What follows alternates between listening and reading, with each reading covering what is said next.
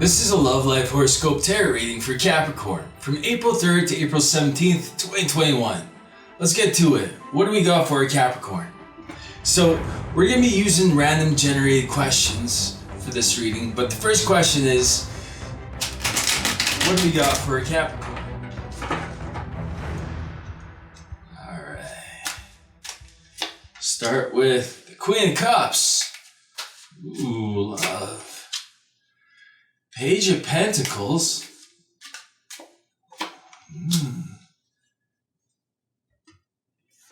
There's a victory coming in with the Six of Wands. Something you've been patiently waiting on. You have a lot of love for it, and you've invested in this. Like, you've already started on this path. But it's bringing you a huge victory, a huge step up in some way. I don't know what it is, but it's taking you to that next level. The big victory's coming in for you here. It's something that you invested emotion in. So the first question we got, what does your love interest think of most often when they think of you? These are all random questions, so there's no real order to them or nothing. But what do they think of most often? Queen of Swords, Ace of Pentacles, and the Seven of Pentacles. They think of this investment. I feel this love interest was cold to you in the past, being very logical, very mind over heart kind of. They took this connection from a standpoint of what made sense logically. And they're looking at this new investment, they've been looking at they've been thinking about investing with you in something that is going to take time to manifest, something long term. So they've been kind of weighing this investment, this new investment that they want to take with you.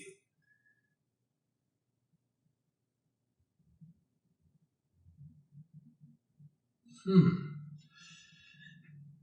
think of most often is this investment. So clearly that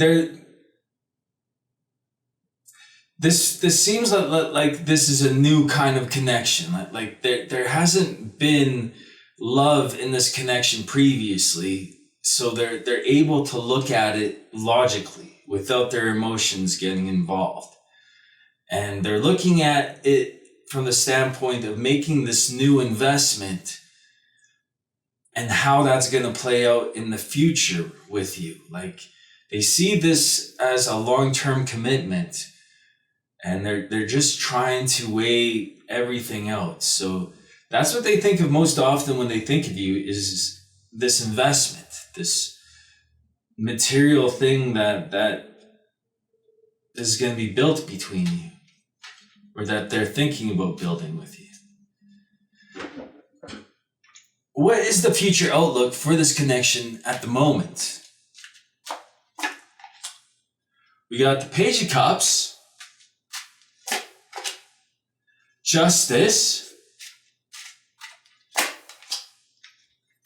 and the Two of Pentacles. So there is justice coming in for some sort of love offer that was made. When I see the Page of Cups, it's kind of like this this flirty energy that isn't very committal. It's almost like it hasn't reached maturity. So whatever this love offer is that we're speaking of wasn't proposed in a very mature fashion. It was more like, kind of like a playful energy. And the future outlook at this time is it's undecided. It's still out of balance, because the only justice that this connection has is for this playful energy. Like no one here has really made a show of their emotions. So it's so caught up in the wind, until somebody makes a decent show, like invests emotionally into this connection. It's just going to be up in the air. Like there's just going to be this going back and forth, not any real decisions being made here. At the present, like this is the future outlook at the present. So clearly someone here has to step up and make a mature sort of offer, and a mature emotional offer, it looks like. How can you prepare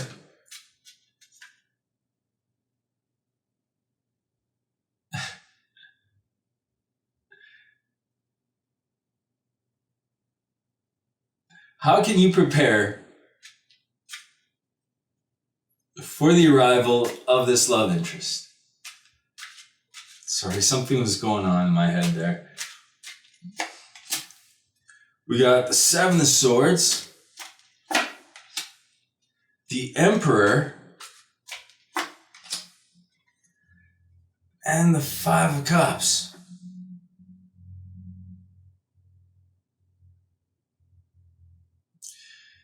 Interesting energy here.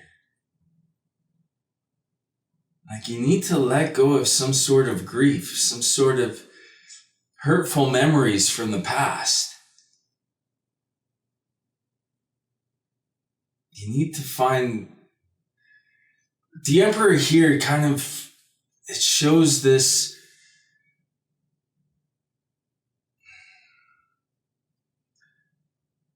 coldness, like this stern kind of energy, which isn't emotionally driven. It's more functionally based, like it's someone that doesn't mix business with pleasure. And I feel that's resulting, like the way this is happening here is like you have to let go of something emotional that triggers you.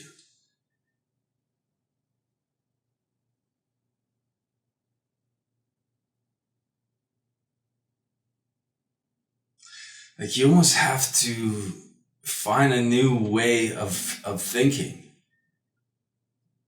Some sort of cheat, I guess, some sort of mental cheat that allows you to stop thinking about the past. Because you are on your throne, you are in this power, but this power that you're in at the moment, it's weighed down because of some emotional traumas from the past. You have to find a way to cheat your mind out of that way of thinking, because you have developed a mental, a mind methodology to success from this pain. It's like this pain you use this pain in a way to motivate you to become who you are. But now you've reached that. Like you have to find something to take you to the next level, some sort of mental cheat that allows you to go on, because a lot of times if we get stuck in a particular way of thinking that perhaps worked for a while, that can actually become counterproductive and stop working for us once we achieve the success, because it looks like whatever fueled you to become successful will be can have, can be debilitating unless you find this new way of thinking, this new mental cheat to stop you from thinking about the past. And that kind of makes me think of endorphins, like how working out can, so it's so hard to explain. Okay, so let me try to put it into words. Fat cells, I'm going to make a metaphor here. Fat cells. Once you eat so many calories, like more than your body can handle, you develop these fat cells, right? And the more fat you put on, like the heavier you look, like it becomes pretty evident. But when you decide to start working out and eating right again, then those fat cells shrink, but they never actually go away. Like they're always going to be with you once you produce them. So what happens when they shrink is that they start emitting these signals to your brain like, hey, I'm starving here. Give me some more calories. Let me swell back up to my, natural shape. And the only way that your brain can stop these messages is through working out. Like when you work out, your brain produces these endorphins, these hormones that block these signals from the fat cells. And the same thing happens with our mind. Once our mind creates a memory, once it goes from short-term to long-term memory, it creates this neuron, this living cell, or the system of cells sometimes. And those cells never go away. They may atrophy, but once they're there, those memories are in place, and because it seems that you've worked these memories into your success into a way that motivates you to work hard, then those bridges to those memories are hard to atrophy, right? And the funny thing is the same thing that happens to fat cells happens to brain cells. So once we aren't exercises, once we're relaxing and resting for a certain period of time, it's different for everybody, but these fat cells are able to send those signals because the brain isn't producing those hormones to stop them. And the same thing with these memories. They start kind of popping into your mind. And sometimes you can get into a state where multiple negative memories start flashing in, right? And it can lead to depression. And the only way to combat those memories is through like this intense workout that triggers this fight or flight mechanism in you. Like for people that have done like really strenuous like workouts, afterwards you get this endorphin rush. Like you literally can't think of bad memories. It's almost impossible once you reach a certain level of intensity because your brain is realizing that your body is going through so much pain, physically, whatever, that it sends out these endorphins. And with that, it inhibits these old memories, these old negative memories, these signals from fat cells from being able to enter your mind, in a sense, right? To enter your conscious brain. So I feel you almost have to find a cheat. And for me, my cheat is working out. Like whenever I start feeling down, I'll just do some crazy workouts till I'm almost puking. And then after that, after a few hours, then it just, this endorphin rush overcomes me. And then everything feels right. and in place. So that could be a cheat, or you could find your own, but it seems like you need to find a cheat here. And that's how you prepare for the survival. How can you get this love interest to like you even more? We got the Six of Pentacles, the Queen of Wands,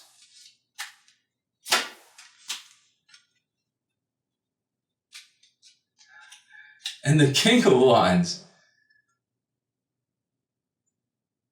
It's through some sort of work-related adventure, something that you'll be sharing with them, something that perhaps you're both in the same career, and you'll get them to like them even more by sharing ways of doing whatever you're doing together, like by sharing your passion for the same career, by showing them that you have this shared passion, this interest in the same thing that they do. That's how you get them to like you even more.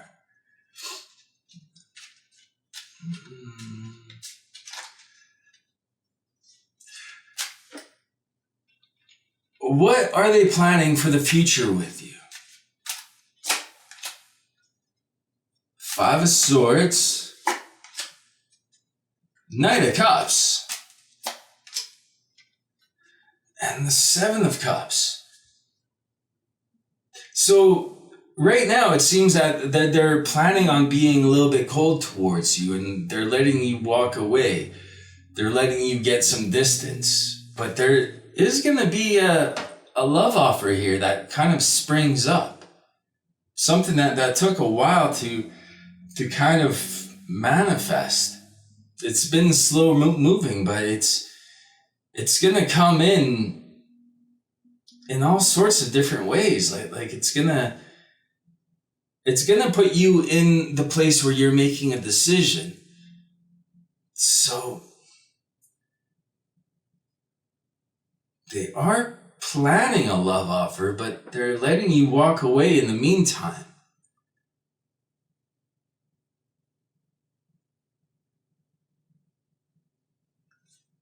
It's like something has to occur here that brings on this decision. It's interesting. Planning for the future with you, huh?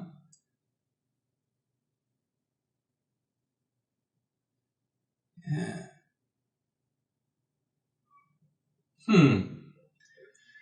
All right. Trying to get some sort of guidance. Let's get some clarifier for this here. The Fool, taking a risk. This is confusing me, this spread here. So what are they planning for the future with you? They're letting you walk away. They're risking you walking away. But there's going to be a love offer here that comes from them feeling they made the wrong decision.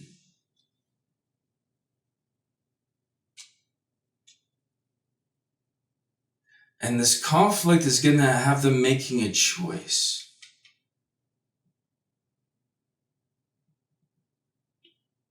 Or maybe when they come towards you, it's going to be a conflict because it's going to be confusing you from a different love interest, perhaps. Like, they may come towards you once you have someone else already in your life. There's conflict in the way that they come towards you. In the extended, we'll look into what's going on behind the scenes in this connection that you don't know about. This could be, I don't know. What are the love interest's current feelings towards you? What's the biggest factor that's benefiting this connection? And we'll ask, What will the next love offer, how will the next love offer be accepted? The link for the extended is down below. Thank you so much for watching. I wish you the best of your choices. Much love.